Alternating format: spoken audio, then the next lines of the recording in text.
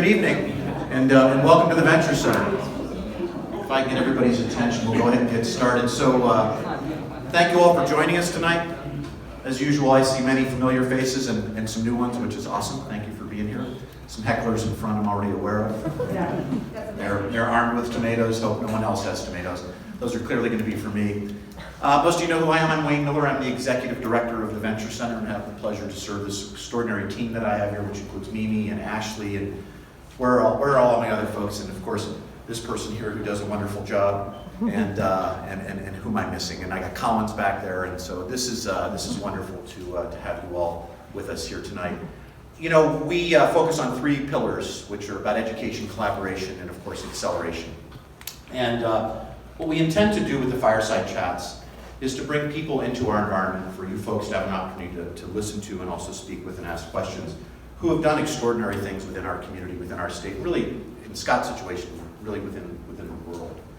And to help us understand the journey of people who have taken great risks to become, who are entrepreneurs and have done extraordinary things, but also hopefully to be inspirational to you as well, as far as those things are concerned. So this checks off a lot of boxes for us when we look at kind of those three stools. Anyhow, I want to start in my introduction with Scott for, first of all, thanking him for the contribution that Westrock makes to the Venture Center. So he keeps us fueled and caffeinated every day here through all of our accelerators, and we're very, very grateful for that. And let me begin, if I may, with a quick bio. So Scott is the co-founder and chief executive officer of Westrock Group, a private investment firm he founded with his father, Joe. And Joe and his mother are also here tonight. Put your hands up, folks. Great to see you. Thank you for being here with us. The Westrock Group operates the Westrock Asset Management, an alternative asset management firm. Please correct me if any of this is incorrect. And the Westrock Coffee Company, a global coffee company. Prior to forming the Westrock family of companies, Scott served as president and chief executive officer of Alltel Corporation, where he led the company through several major business transformations, culminating with the sale of the company to Verizon in 2009 for $29 billion. That's with the B, $billion. He began his career at Merrill Lynch Capital Markets and then spent 10 years working for the Stevens family and worked closely with its renowned chairman, Jack Stevens. Scott currently serves on the board of directors of AT&T and is it Agaciro? Agaciro, thank you for the help with that. Development Fund, which is a sovereign wealth fund for the Republic of Rwanda. He also holds a BS in finance from the University of Arkansas, so he is a Razorback. All in all. Scott, welcome. Thanks for being with us. Thanks very much. Appreciate it. So, you know, there's a lot of content on you out there, you know, so this is easy, but Careful what you eat. That's true. You know, I did something I don't do a lot of, which in these events is actually spend some time soliciting from the audience tonight. Before we begin, what would you like to hear Scott talk about? Because we're here to talk about. Don't want to be totally imperfect. Well, no, and so we want to be relevant. But I think the big question was the why. Why the coffee business? And I think people would love to hear about your journey. But maybe before we get to discussions about the coffee business, Or maybe after I get to know him a little better tonight, I'll tell him the real reasons. Yeah. and this journey was not without peril, so we'll hopefully touch on that a little bit too. There were some people who kind of wanted your head, literally. That's a long battle. You start that, right? That's right. So I guess let's take it from the days at Alltel. Timing, markets. There were a lot of things that were impactful there. A number of folks within this audience actually worked for Alltel, or worked for you during that time frame. So going from Stevens into that role, maybe take us on that first part of that journey, if you would. Yeah. Well, so very first part of the journey, it was I think it was like a Wednesday. My dad said, "Hey, let's go play golf tomorrow." I said, "Hey, great."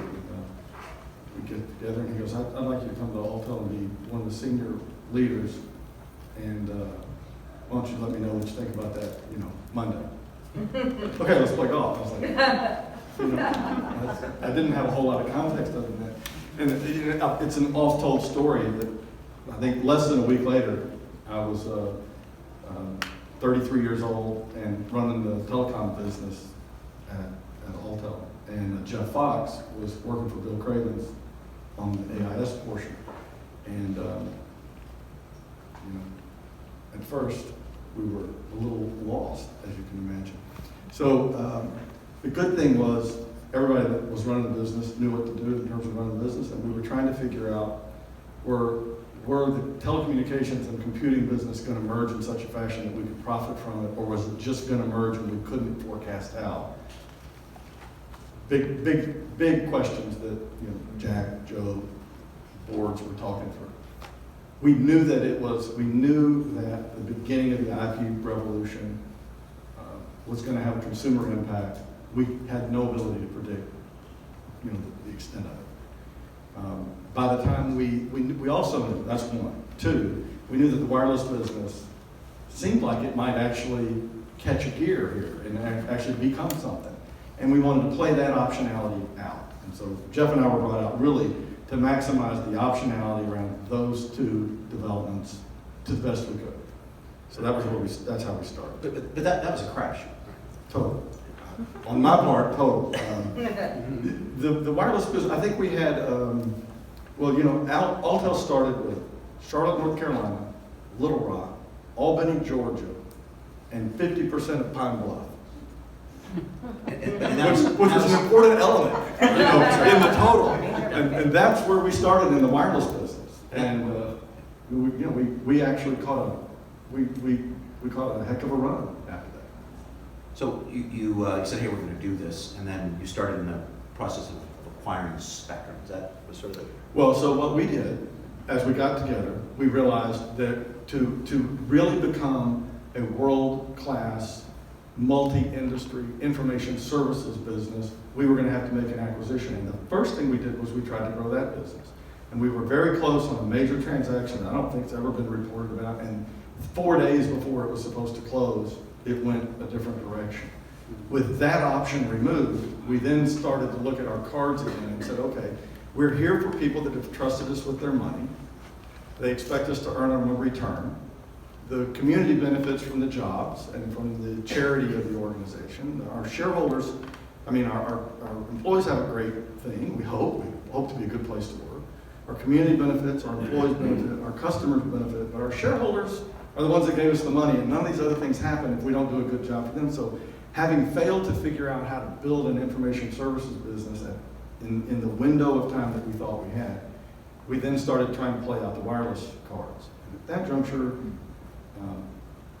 it was pretty clear that the major national carriers were going to go to the major metro areas on the coast, and regional people were going to build out the regional networks in the middle, and we said, this is a classic industry roll-up play, and let's just be really good at executing that, and then we'll see how that unfolds. And maybe, if we build a big team, we build a good team, maybe we can get hold of one of these national players before they get hold of us, and that was the race. And Verizon was the one that ultimately came to the So table. Verizon in January of 2009. So we'd gone private in 2007. We tried to buy Sprint. We tried to buy T-Mobile. We tried multiple times across all this. And at that juncture, kind of having played all that out, what you didn't want to be is where Sprint and T-Mobile are today, right? You didn't want to be subscale, caught, and regulatorily frozen from becoming part of a business that might earn a positive return on its capital, because then you have doomed your shareholders to underwater investment for life. So we were committed not to be that. And we had to play out the cards as they were dealt. And it ended up with, we went private in 2007, and then Verizon came back around. AT&T bought another business, I think it was Dobson Cellular, and as soon as they went to the FCC with that deal, Verizon came to the private equity group that had bought Altel and said, we'll give you a small premium for what you paid, but we'd like the business. That's how that went. So your dad started in the Altel business, I learned tonight, as a Yellow Page advertising salesperson. Joe, that's remarkable. And his chief partner in that was a guy named George Fisher. You guys remember the name George Fisher? Cartoonist. The cartoonist. Well, before he was a famous cartoonist, he was a really good Yellow Page ad sketcher. And that was his partner as they sold Yellow Page. Does anybody remember the Yellow Pages? Oh, yeah. There's the date, right there. There's us and them. You can tell. Did the world was in a pretty lousy place in 2008? Did that impact you guys in any way, shape, or form? Sure. So in 2008, everybody remembers the initial financial crisis and the mortgage meltdown, which then rippled through the credit markets, and then eventually by 2009 rippled through the equity markets. We were not unaware that the risk of something like that was higher than not in 2007 when we sold. And the most combative conversations, the most, not combative, the most confrontational discussions that were held as part of the 07 going private were around what did the management team and largely me have to put up as part of the deal on the going private side. And we basically, and I told a story a couple of weeks ago about talking to Boone Pickens and Bob Rowland about this. Basically what Joe and I were talking about was, I wasn't really wild about putting up everything basically that we'd made on Altel 1 back into Altel 2, given the constraints of the financial markets. That was, we basically, this is one of the strange things, we basically decided at the end of the day, I was going to have to do it so that our shareholders could get 7150. And our management team was going to have to put up more than they wanted to so that our shareholders could get 7150. And then we'll just, paddle like crazed weasels was the phrase we used to try and make this all that we could make it.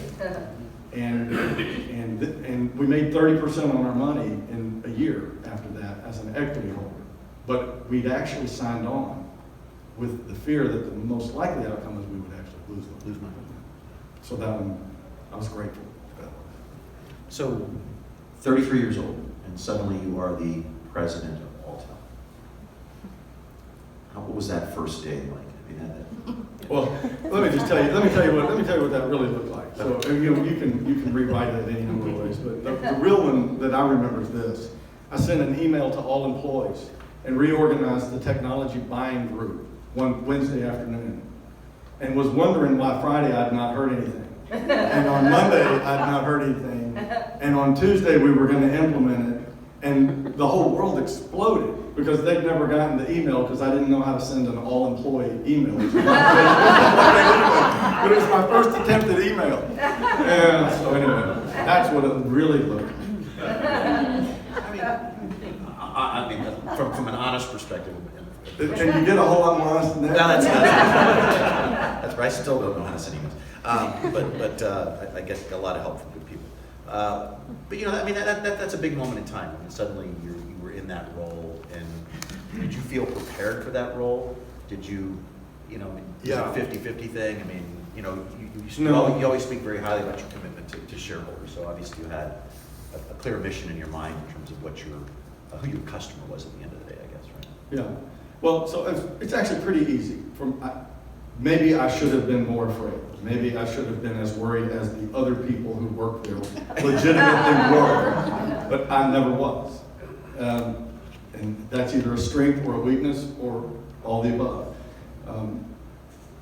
I like the way you said that. So ultimately, at the end of the day, my ultimate customer was the shareholder. And they were not unbelievably happy, right? So they weren't all in love with the idea that Joe was going to bring his son into succeeding after his successor had a heart attack. That wasn't everybody's favorite idea. That was actually kind of the reality of where we were.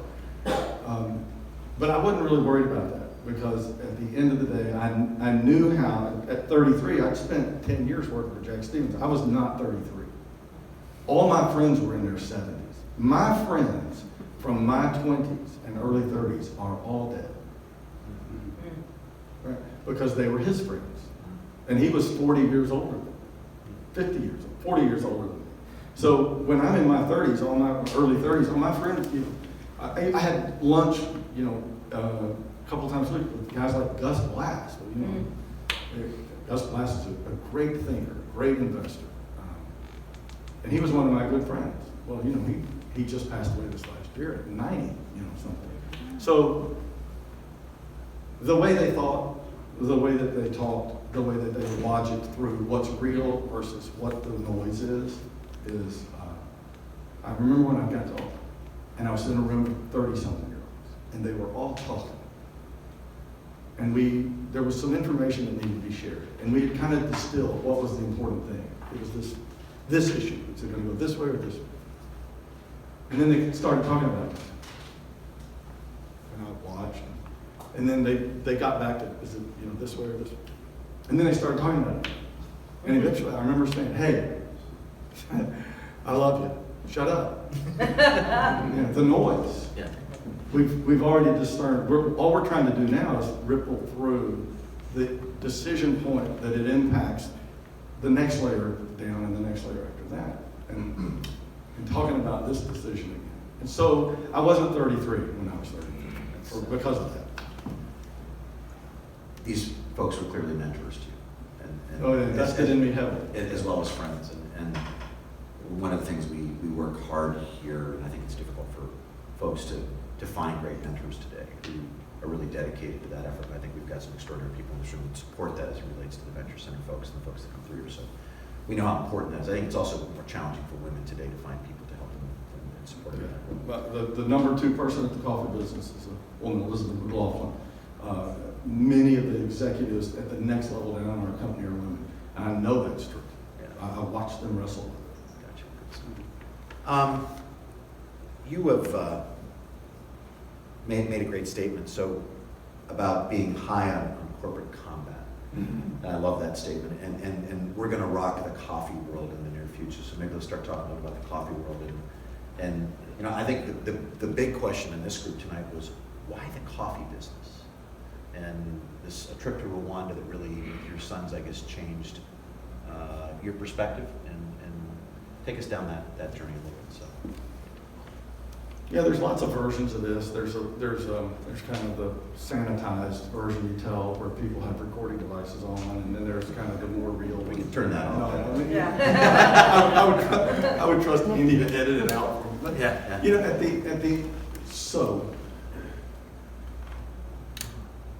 At its core, Dale Dawson, who runs Bridge to Rwanda here, who used to run corporate finance at Stevens, was another mentor of mine.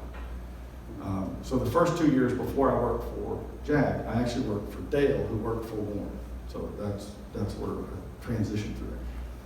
And he had a friend, long story short, a man who had been raised in Uganda, was Rwandese by birth, but had been raised in Uganda, and he was a bishop in the Anglican Church, I think.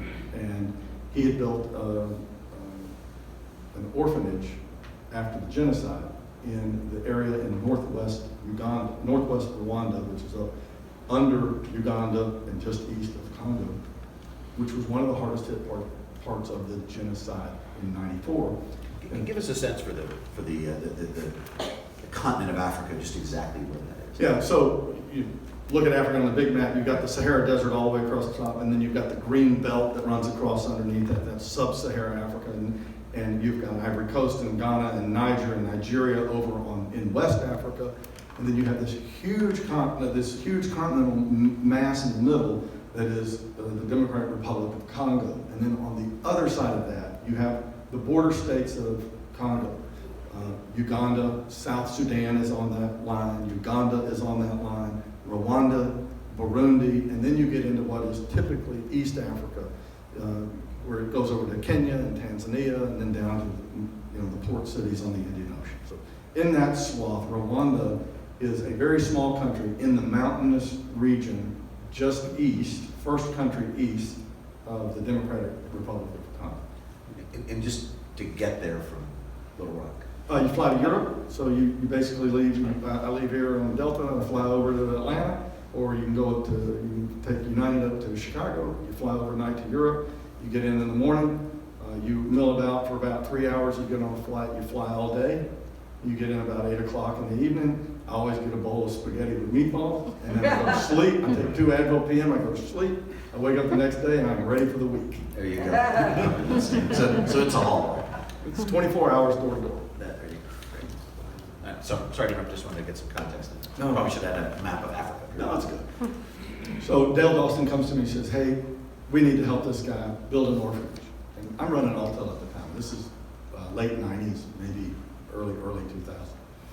And so I said, okay, yeah, we'll help. I can help. I don't have any time. I have a fiduciary responsibility to be on the job, but I can help with money. So this goes on for a little while. Then, the kids get a little older and they get a little older. And as they get a little bit older, now all of a sudden we need higher fences. There's a girls and a boys group, so, all right. So we need higher fences, thicker walls, more rooms, all this stuff. And so this is a pretty big commitment. And so Dale says to me, let's go see it. Let's go set eyes on it. So I talked to my wife about it, and she gave her blessing. And I had to hire at that point in time, not knowing anything. Of course, going to Rwanda today is like going to Switzerland. I mean, it's nice. The food's great, it's clean, it's efficient, it's well lit. But when we first got there the first time, that first night, there were about maybe 25 lights on in the city at night. No power. This is 97, 98? No, so no. So by the time I actually go, this is like 04, 05. Okay. And anyway, long story short, I meet the president hears that there's a group of American business people in town, and he says, come have dinner. And we're like, we didn't know him. We're like, May never return home from this. But I didn't have any impression one way or the other. I'd had a great visit, and Bishop John was a fan of his, and so we ended up going, and we had, sometimes you meet people and you go, oh, I get you. Most of the time that doesn't happen to me, But I sat down with him. We ended up talking 4 or 5 hours about what does it take for an economy to actually work, for investment to actually flow, for people to get out of poverty. And he was everything that would shock me in his thinking about this. But very, very closely aligned on, and as he said, the only place where the poorest of the poor get out of poverty is a free market system, a capitalistic system. In every country in the world has rich people. They're in every corrupt country and every good country. There are rich people everywhere. They're fine. They'll take care of themselves. The people that are really struggling to keep their children alive, you don't see that in a capitalistic country. Those are all in non-capitalistic countries. They're in socialistic, former communist countries, or anarchy. He goes, that's the only place you see it. And he says, so how do we bring a capitalistic free market system into this country to rebuild where everyone who knew how to run a business virtually had been eliminated through murder or being forced out of the country in '94. So they're 10 years out of the genocide, and he's asking those kinds of questions. So I was impressed by the fact that he was actually knowledgeable enough, well-read enough. He's a brilliant, well-read guy. Certainly have an opinion about that as well. So what was the extent of the genocide? Just give us- That's, the numbers bound around, but basically somewhere between 800,000 and 1 million people were killed inside 100 days, by hand. And it was a really tragic set of circumstances. I've read, I think, everything that there is to be read on it. I'm no expert because I'm not trained in this kind of history analysis, but my own personal opinion is you kind of had every basic bad thing that could have happened happen, and you had a government that sowed division, profited by division, achieved personal power through division and belittlement. And from that, it wasn't too hard to get them really drunk and mad and decide that they could actually solve their political problems by killing people who were, for the most part, this is really unpopular, but who were, for the most part, richer than them. It's kind of where it started. And it was systematic and planned. There's a lot of history on it. You can read it for yourself. I don't have to be the spokesman. So, did you experience any of the outcomes of that? There obviously, I guess you did in some fashion. Yeah, you see children. You see the aftermath of this thing. You see the survivors. So you can go to the Genocide Memorial where there are 200,000 people buried in mass grave. Mass Yeah. concrete. It's very nicely done. But, yeah, so it doesn't take you long to get your mind around just how far-reaching it was. And so to try to build a capitalistic free market society out of out of a group, you have to first reconcile. And this is where I thought, now this guy is onto something unique.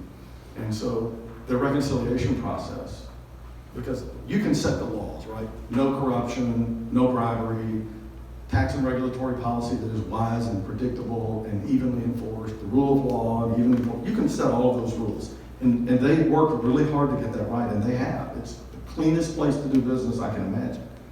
But you've still got this underlying tension that's now 2 generations deep. And the way that they did it was basically, there was no Western court process for this. And so they would bring the perpetrators, I'll say alleged perpetrators at this moment in time, they would bring them back to the village, and it was called the gachacha process, which is an ancient local process. And it goes something like this. You've been accused of killing this man and taking part in these 4 or 5 atrocities. So here's your deal. You can either come clean right now to all of it, and you're going to get 2 years for this, 7 years if it's murder, and then you're going to come back to the community. And you're going to be dealt with in terms of how do you re-enter the community while you're in prison. And if you lie, you're going to get life. So your choice is basically 2 years or life, depending upon how well you're willing to come clean. And so it ended up with this thing where people would sit there. Of course, a lot of them were drug and, fueled craziness. And they would say, I killed this guy, I helped kill this person, this woman was raped, and they go through it, and then they'll say, what else? And they go, I don't know. Who else knows anything? Right? Let's deal with it now because I want to get the 2 years, not be accused of. And so I was talking to Kagani about this once, and I said, there's an amazing wisdom in that, in allowing people who have been victims to get closure. And what he said after that stunned me. I don't think I've ever shared this. He said, well, yes. He would remind you of Jack Stevens. He's not a man of a lot of words. He said, yes. And it allows the guilty to re-enter the community and hold their head up, having confessed, been convicted by their community, having served their time, and now they are finished with it. And they can re-enter the community as a full, upstanding citizen. He goes, that's actually the most important part of it. Because if they can't come back, it doesn't matter how much closure you as the victim have. If the perpetrator can't come back with dignity too, we're just going to always have this perpetual, I'm a victim and I hate you. And he goes, that's actually how you rebuild it. And it's amazing what they have done over there in the last 20 years. It's remarkable to think that the community would accept those people back and through that process. That really is. Yeah, nothing's perfect, and No, this no, is not my area of specialty. Yeah. But personally, as I've witnessed it, it's quite remarkable. You are a true free market capitalist. We know that about you. In fact, I think you testified with Bill Gates and a couple of guys, I think like Ben Affleck and a few other Hollywood folks to Congress. And Yeah, we played one of these is not like the other. I won. High five. Excellent. We want you to continue. But your belief is that the poor can get out of the position they're in through this capitalist approach. And again, I'll go back to why did coffee come to? Because there's a lot of different ways to do that. Obviously, you spent time down there. And how did you get to the farmers and coffee as the place where you were going to invest this time and energy and take these risks? I'm so sorry. That is what you asked me a minute ago. No, it's okay. Long story short, I was looking post-Altel. I was going to take a year off, and the first part of the year, I went over to Rwanda, and I was looking around to see if I could honor the commitment I'd made to him at that dinner, where he asked, look, if you ever get a chance to come help an entrepreneur build a business, that's the greatest gift you could give to this country. I don't need your money. I don't need your charity. I need you to invest in entrepreneurs. Will you do that? And I said, sure, if I ever free up time. This is never going to happen. It's an easy promise to make. Sure, if I free up enough time to be able to do that, I'll be glad to come back, look for an entrepreneur, da, da, da, da. 5 years go by. I joined his economic advisory kind of group. where he's trying to plot out this policy impact. What does he need to do in policy level to get the impact he wants? So I'm glad to do that. That's, pro bono work. But after a while, I went back and I was trying to find a business. And I looked at telecom, too capital intensive, too far gone in the landline business. I didn't have a wireless business to bring, but there were others, and we helped set policy that would attract them to come to the country. So I tried to, the first project I got, we went out and we looked at the one hydroelectric dam that was possible, it could generate, if it was running, 19 megawatts of power for the country. And the lake was down, so we were generating 12, burning diesel in the generator. And so that was my first project was, could we do something better than that? I think. It's a largely energy self-sufficient country now because of the methane in the bottom of Lake Cuban, which is a whole different set of problems. Anyway, long story short, I'm looking around and I'm looking for the entrepreneur to partner with to help them build their business, and then I'm going to go back to America, probably get my kids through high school. They're in their last couple of years, and then I'll probably do another one of these, semi-tech kind of CEO jobs and going about my life.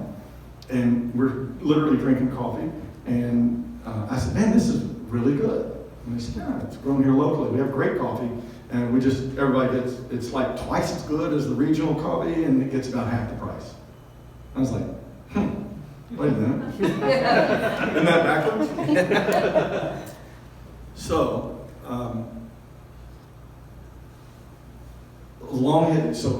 20 years of history working in market structure and regulatory environments, trying to get deals through regulators, getting deals not through regulators because of market structure issues. I had learned a lot. I had a lot of scar tissue. And as I'm sitting there going, I knew enough I said, well, this is pretty easy to unpack. It's just going to take 3 or 4 questions. And so the guy who ran the coffee shop, the first coffee shop, a guy named James Darden, still works in the coffee industry, helped us start our business. He's gone to the Far East now, great guy. And we were pulling this thing apart. And I said, okay, where's it come from? And you trace it from the farmer through an aggregation, middleman, if you will. Yeah, it comes through the local market, and it comes to a truck that gets all the way into the city, and it comes to one of 2 mills. And I said, oh, okay, there we are. It comes to 2 mills, and I said, do they mill for a fee? So it's like going to a stock bar or something, right? Do they mill for a fee for the farmer, or do they insist that the farmer sell it to them, they mill it, and then they sell it on? He goes, oh no, they buy it. They buy it. They won't mill it for you. Okay. And this was the most important question. I said, really, so who owns those? Because if they said, the president's brother, I was like, well, great, good luck, Rwanda. I'm out of here. And they said, these 2 guys from Switzerland. I said, oh, no, this is just my type. Okay, good. So, there's a game afoot here. So long story short, didn't take long to figure out what was going on. We built another mill, and we started offering a price on the ground. And we backed in. We said, instead of how little can we pay them, we simply asked a simple question: how much can we pay these farmers and make a 10% return, so that we can borrow the working capital every year to go get the crop, bring it in, mill it, sell it, that cycle. Same thing that happens around here.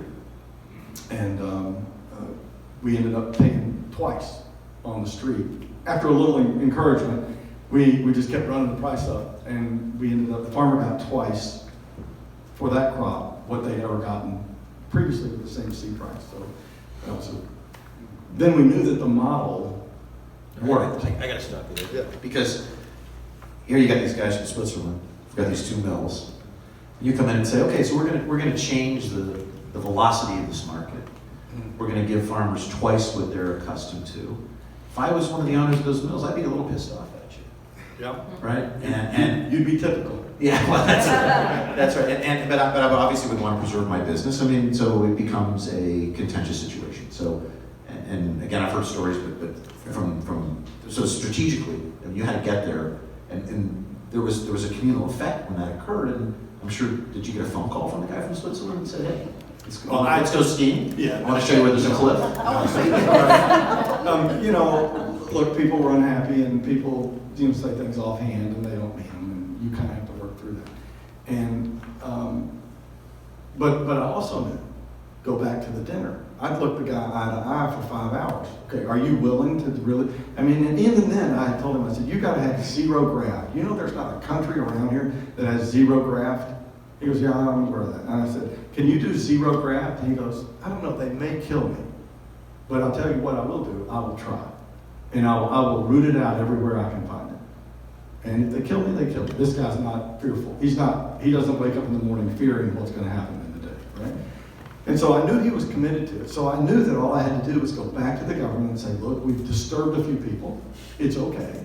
They're not used to playing by US laws where you have a trade group that has common industry issues that around tax and regulatory policy, and you go to the government and you lobby for your industry, they're not used to that. So they play a more aggressive game because they didn't know they could actually come and get a fair hearing. So you need to let them know they can get a fair hearing. And then we need to form an industry trade group where we deal with our trade industry issues. But what we're not going to do is talk about things like price, territory, geography where you operate. We're not going to talk about things like that because that's good policy. That's the US law, right?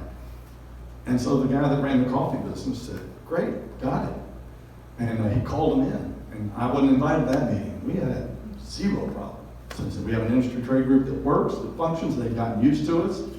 Sometimes we even trade with each other now, but the farmer receives the net benefit of it. There are now 20, I looked at the data the other day, there are now 20, probably 5 major exporters and 20 total exporters working out of Rwanda, because once we broke it and everybody saw we're going to play by the rules are going to be enforced here, and then everybody got into this. And some of them didn't make it, but at least, my gosh, they tried.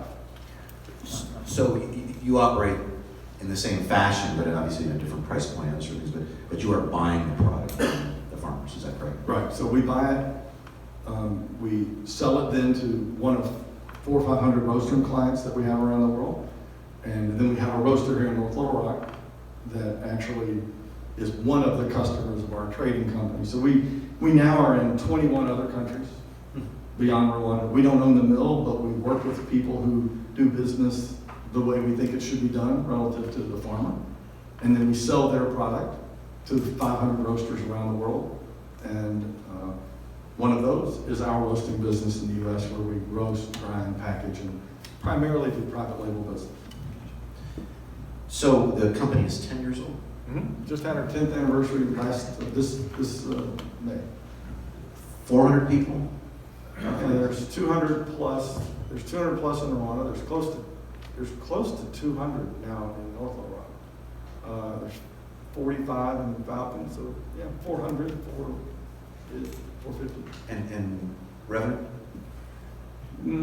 It totally depends on the coffee C price, because a lot of our volume in the trade group is pass through. We work for a few cents a pound, and it's a pass through. So coffee prices are very low, so we'll do just over 200 million this year. Where coffee prices were 3 years ago, that would have been 400 and something million. And so that fluctuates depending on what the C price is. Gotcha. The impact that you've had, and let's talk about the customer there a little bit in terms of the farmer and what the impact you've been able to have. And now looking back 10 years ago, I know in the beginning there were some real challenges for them, economic challenges for you. You really kind of bet literally your life savings on this and so forth. And that's not an uncommon trait for entrepreneurs. Fortunately, my wife's not here tonight because I mortgaged the house without her knowing about it. It was 20 years ago. I still hear about it. But So they're gonna find out. I think she would, because we never intend to do these things with any intent less than being successful. So when things go sideways, it gets tough. But how you get out of that? So I know you've talked about that before. To the extent that you want to talk about it, we'd love to hear a little bit about that, because those are the real things, right? Yeah, so in Rwanda, basically, we don't make any money. We make, I think we have a compound annual return on our investment in Rwanda somewhere between 1% and 2%. Right? Some years we make money, some years we lose money. But what that business did was it got us into the trading business, which has been, it's not a wildly profitable business, but it's a nice business, and it's been growing and it's turned out to be a great investment because of the combination of the scale that it's added to our whole business. And then the roasting business in the U.S. is the one that was really expensive. So in the U.S., if you want to make a sale and we built that plant because nobody bought Rwandan coffee in the United States 10 years ago, right? Because it costs 25 cents to get it from Rwanda here per pound. It costs 4 cents to get it here from Brazil. Which one are you going to buy? Well, one's 20-something cents less, right? So you buy. So, but we wanted to blend it in. So we needed a bid on the ground in Rwanda to keep everybody in Europe honest. So we built the mill so that we could have a bid on the ground in Rwanda and then blend it with Brazil and Colombia and Guatemala, et cetera, and serve the American palate, which is Central and South American, biased by the way because it's what we all grew up drinking. To make a sale in that world, I thought it would be long-term outside 2 years. I mean, it's crazy. It couldn't take anybody more than 3 years from the time they heard about, here's a better product, here's a better price, here's better service. So once you get, hey, you get a better product, better price, it can't take more than 3 years. It took 8, right? And so they won't even take a meeting with you until you have the full plant built, everybody on the machine, all the machines built, and all the people trained. And so quite literally for 5 years, I would go out and I would look up and down the plant, and here would be these multi-million-dollar machines ready to run. And here would be people tending to them. How'd you do this week? You make a sale? No, but we had a good meeting and we feel good about it, and you're not wasting your career. I know you're just standing looking at it. Thank you for dusting it. Appreciate you showing some initiative to fill in the vacuous time. That is unbelievably expensive. That's millions of dollars a year just to be in the sales pitching into the business. And that's what took so long, was so hard. And I literally, you probably referred to the story. One year I sat with my wife, there's a little fireplace in our kitchen, and we sat there, and we had achieved escape velocity. I could have been doing any number of things, and I said, when we started this thing in Rwanda, and that's going okay, and the trading business is going okay, and this thing in Little Rock, which has really got the unbelievable power. We can change the world. We can change the world. We can change the entire way the coffee industry works, but we may go broke before I can do that. Does that sound familiar to anybody? And to her credit, she didn't say anything for about 30 seconds, and she looked in the fireplace. And that's the longest 30 seconds of my life. And I said, look, if this goes wrong and we don't make this and this doesn't happen, it's not really likely. It's not really likely. And if that happens, I'll do something else. But we could lose everything. You need to know that. That's way higher than a non-zero probability where we're sitting right now. And my dad gave me $600 cash in an envelope the afternoon that my wife and I got married as 21-year-olds at the First Baptist Church in Paragould, Arkansas. And he slipped me $600 cash, and he said, "Okay, good luck." And I was off, and that was the financial support. We moved to New York the next month. And so she looks at the fire for a little while, and she says, "Well, we started with $600. And if we go back to that, then we'll just do it again." Awesome. And probably the most important words she's ever spoken. Because if she had let go of the rope, which would have been really easy for her to do, if she had let go of the rope then, or if my dad had let go of the rope and said, you're just nuts. You've got to stop this. No, you can't even articulate what you're trying to do in an industry very well. I can, but I wasn't practiced at it. But they both held in. And my kids held in. I told my kids, I said, how about I leave you nothing? They're like, we're good. We'll be fine. And they all held in. And if they had ever let go, if any one of them, I thought about this a lot, if any one of them had ever let go of the rope, we probably all let go of the rope. But not a single one of them in the core dynamic, not a single one of them did. And it made all the difference because we just needed, it turned out, a little more time And we are on the verge of, it's profitable now, we're making money, we're paying our debt down, and it's a very valuable business, and we're on the verge of changing the way the coffee industry works like we did in Rwanda in, I don't know, 6 or 8 or 10 other countries. And it's unbelievably powerful for women, for the most part, who are our clients, who are at the core trying to keep their children alive. Coffee is a cash crop that supplements their life. They have an agronomy-based barter life for the most part, and this is the cash income. You know, and for people to say, hey, they've got so little economic power, I can actually give them half what it's worth, or 3/4 of what it's worth. I mean, think about that, right? That rage in me is fresh every morning at 3 o'clock when I wake up. And we're gonna do it. But everybody had to stay hitched. Yeah, nobody let go of the rope, as you said. That's great, and obviously, for all the right reasons, based on the accomplishments that you had prior to that, and continue to have, your family had great confidence. I doubt it. Well, I think that's pretty important stuff. The impact, you know, you had a lot of choices before you got into this business. Obviously, you could have taken on a CEO or another large Fortune something company and that sort of thing. You like to go down this path. In addition, you went for in essence, what was a non-profit business sort of to start with. Is that right? Or Turned out. which ultimately became profitable.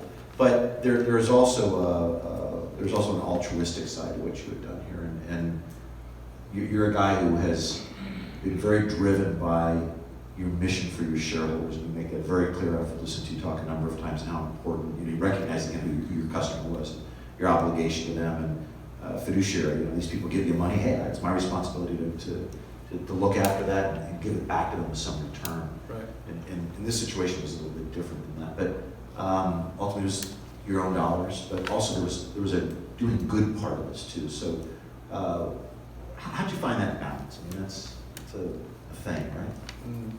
If I'm articulating it Yeah, very no, well. I get it. I clearly get it. Yeah. I'm just trying to think how true to be here. Look, at the end of the day, Jack Stevens and I had an interesting conversation. We had a 2-room suite we were in LA. There was a big shared space, and we had room service. We had cheeseburger and chocolate sundae, which was the standard travel meal. I went with him everywhere we went for those 8 years. In his trading office, looked after, it was kind of a connection back and forth with deals he was working on, etc. So we're sitting there. He's a Marlboro Red cigarette smoker. Not a lot of words. 30 minutes would go by. In a normal, like if you and I were having this conversation, it'd be 30 minutes between questions while he thinks about it. Exactly.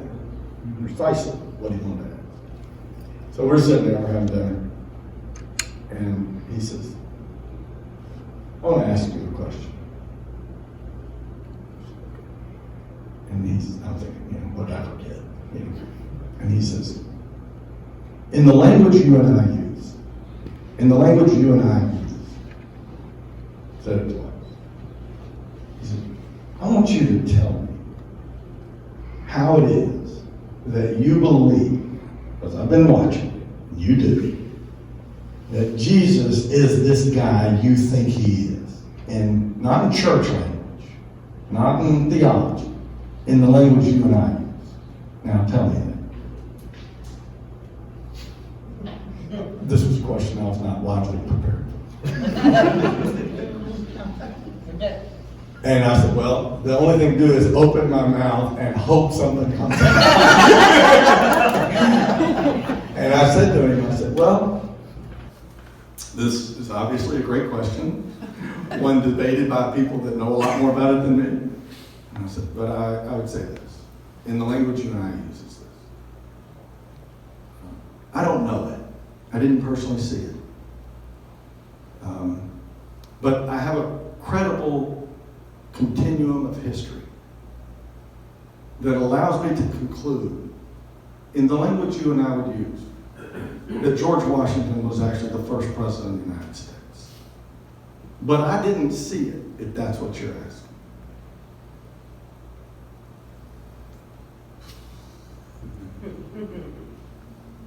We'll speak no more of this. So at the end of the day, did Jesus come out of the tomb or not? If he didn't, we're free to do whatever we want. It doesn't matter. He's like everybody else. You can write your own moral codes, good with me. But if he did, if he came out of the tomb, then what he teaches about what we do with those things that we've been blessed with matter.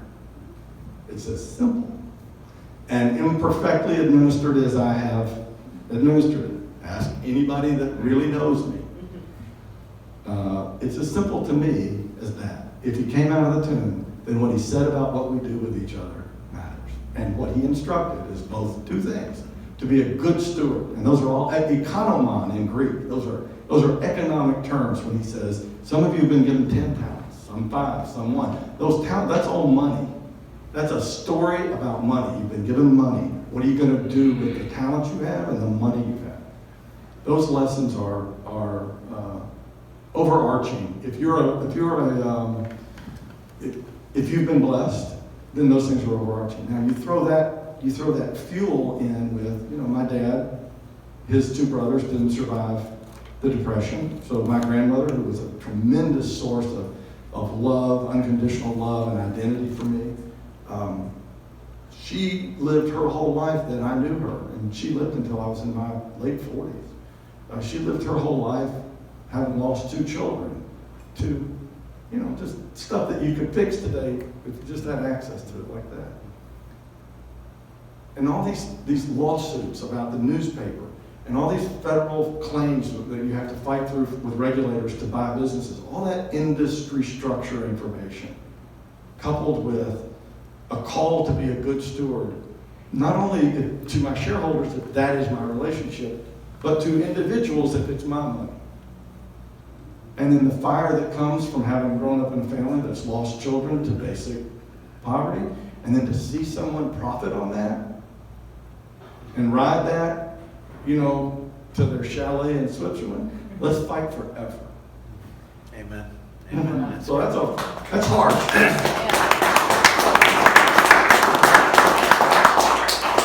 So, tell us about a specific family or a group in Rwanda and how they benefited from what you've done. So, because this speaks to the results of the stewardship, right?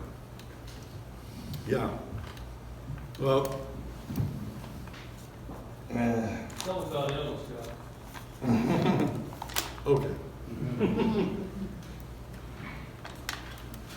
This stuff gets a little raw for me, I'm sorry. A friend of mine called and said, I have a friend who is in the coffee business and she needs to meet with you before you leave, when you're leaving. So I'm leaving tomorrow morning at 4 o'clock, I'm planning out.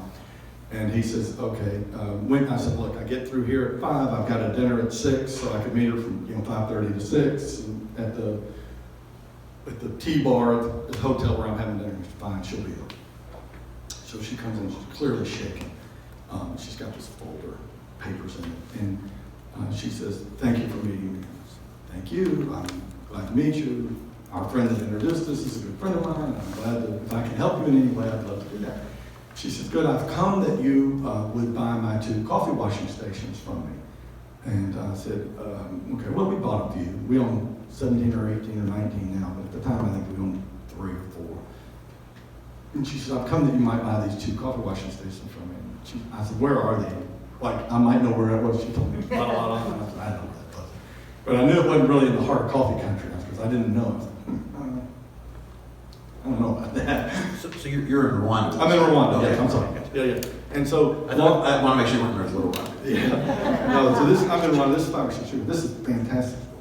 So I said, okay, where are they? What do you want for them? And she said, I want 600,000. I said, 600,000 Rwandan francs? She said, no, $600,000. And I went, well, they're worth about maybe $60,000 because we bought 2 for $30,000 each. And I said, so you want not 30,000 each, but you want 300,000 each. I said, why would I pay you? You know, I don't know her. I said, why would I pay you that? There's probably a story to that. She said, you know, I came into the country with literally only the clothes on my back after the genocide. I came back into the country. And I started carrying coffee from the village that I was at to Kigali, because we heard, like in the village it was like 40 cents, and in Kigali you could get 60 cents. And I told these women, I'll carry your coffee to Kigali, and then I'll split the difference. So you'll get 50 instead of 40, and I'll get the dime. So quite literally, it was a 2-day walk. 2 women gave her coffee, she put it in a bag, put it on her back, she walked down, sold it, came back, paid them. Next day, 3 people. Next day, 5 people. Next day, 10 people. Next day, she's buying a little truck. You know, now, this woman, who was the head of the Rwandan Entrepreneurs Organization several years ago, she had started in that business, and she explains this to me. And she said, but I then bought a what they call a petrol station, you know, gas station. She said, I bought one of those, and then I built another one, and we built a home. My husband and I now have 3 or 4 kids. They have 4 kids now. This is actually years ago. 2 of them are graduated. One just graduated from the University of Arkansas, and the other one's about to. And she said, and then I built 2 washing stations to help the community that initially trusted me with their coffee. And coffee went to $3, and I bought the coffee, and then coffee prices collapsed. But she wasn't hedged, right? This is what futures markets allow. You move price risk from producers to speculators, but you can't access futures markets in Rwanda. So she bought coffee at $3, coffee dropped to $1.50, she's broke. Yes. And I said, this is a horrible story, and I'm very sorry for you. And I assumed from the story that you owe $600,000 to the bank. And she said, that's right. And I said, tell me, why would I do that? And she said, she kind of got a little teary, and she looked off, she said, because the Lord loves me enough that if I must be sold back into bondage, I know He will not sell me cheap. I said, well, that's fantastic. I'll buy your coffee washing stations for $600. Congratulations, you just made a sale. I said, but those people don't know me. They won't bring their coffee to me. So I've got to hire you to go, you know, bring it in. And she says, I'll work for you for free until you get all your money back. I said, well, lady, I'm never going to get my money back. I might get my money back in 20 years if everything goes great. And she says, well, then I'll work for you for free for 20 years. She had her other, this saved her gas station, so she had one. And I said, well, look, if you could at least go up there and kind of put a good word out, I'd appreciate it. We had to bring trucks to bring the coffee in. They came from everywhere. They carried on their back. They came from everywhere to bring coffee to the Emmy's washing station. And we had to truck it to Kigali just to dry it. We didn't have enough tables. We didn't have enough room to dry. We paid all that off in less than 4 years. Wow. The full 600. The full 600,000. So things like that. If you're willing to go, and you're willing to not say, I know the outcome I'm after, but I know the general direction that I'm after. These kind of things happen. That's fantastic. That's great. Okay, I want to be respectful of time because we're right at 7 o'clock, and I would love to give the audience a chance to ask some questions. But I did want to bring up one thing that you and I talked about before we started tonight was what's happened with Walmart and Westrock. Obviously, you're a major provider to them, which is a big deal.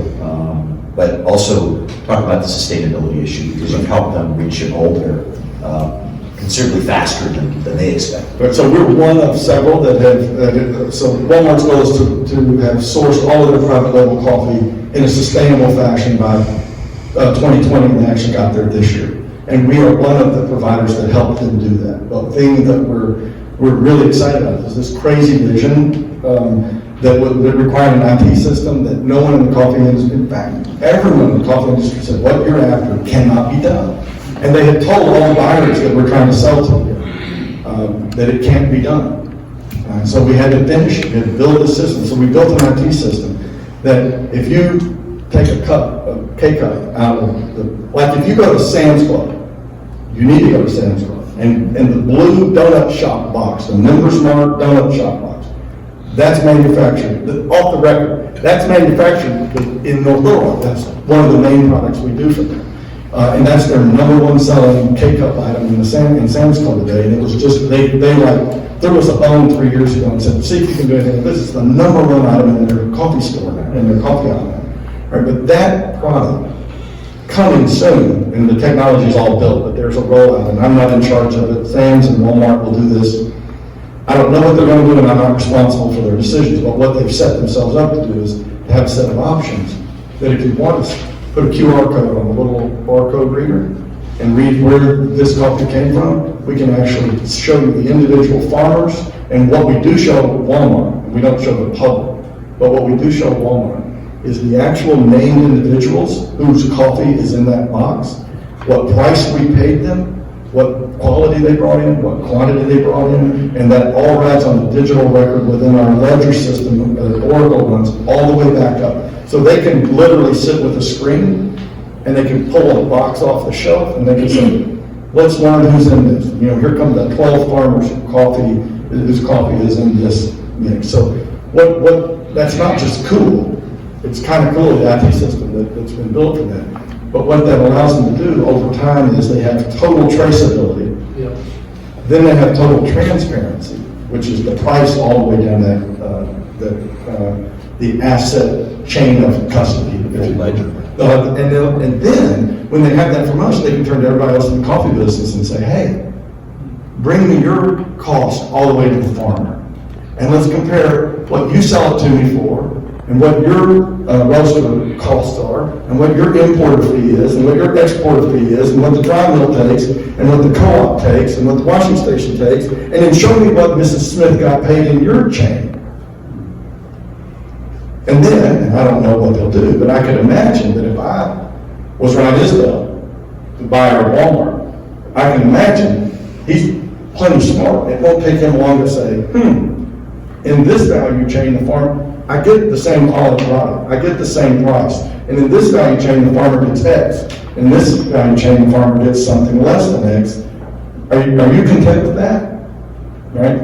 I don't know how they'll use it, but I know equipped with that power, they have the ability to change the pricing mechanism for farmers in every country that we can get to and take this system. We're in, I think, 6 today.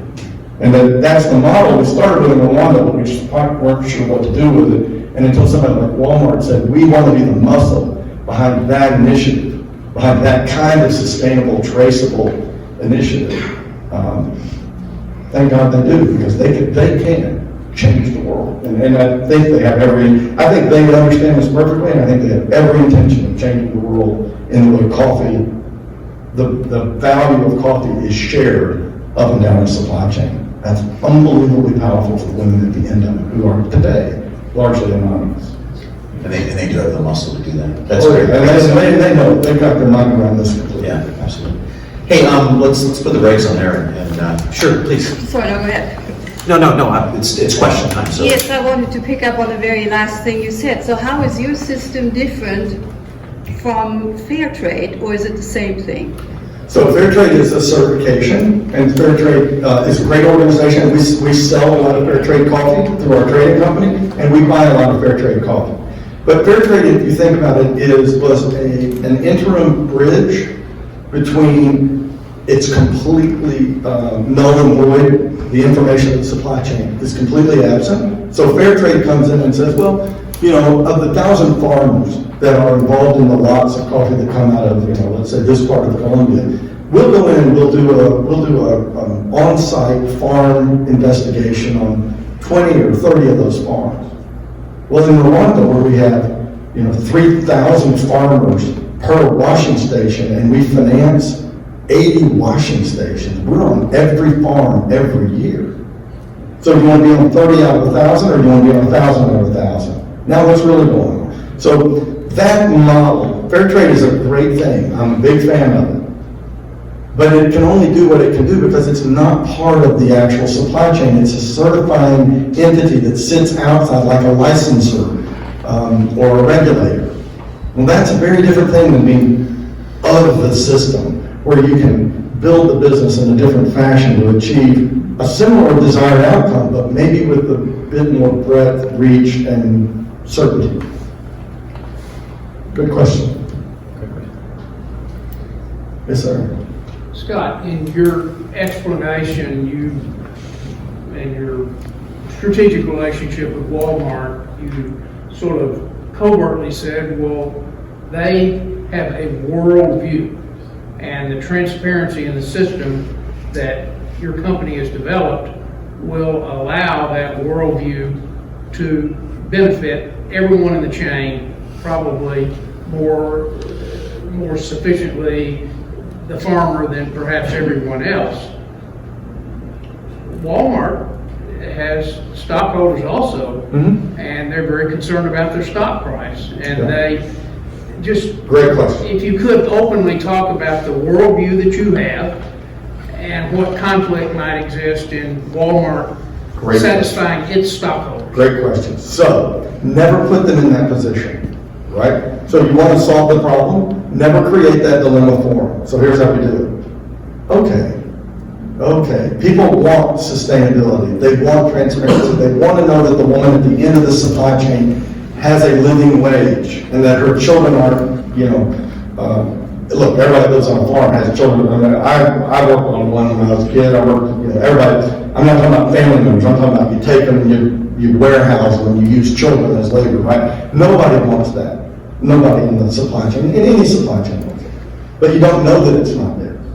So I need to relieve Walmart of having to make a decision by being three things. I'm going to give them a better product. This product, blind tested, chemically analyzed, run through the most sophisticated labs. This product is 30% better than the product that was in that cup before we started bringing. So it's a higher value, higher dollar premium product. Number two, we're going to sell it to them for less than they were buying the product for from somebody else. Better product, better price. Then we're going to give them customer service unlike anything they've ever seen. Joe Ford is a customer service beacon, and that translates all through our organization. So when I bring Walmart, for instance, or anybody, and say, here's a better product. It's 20-30% better than the one you're buying. It's at a price that's lower than what you're paying today. We're going to give you service so you're not trading service quality for price cut, right?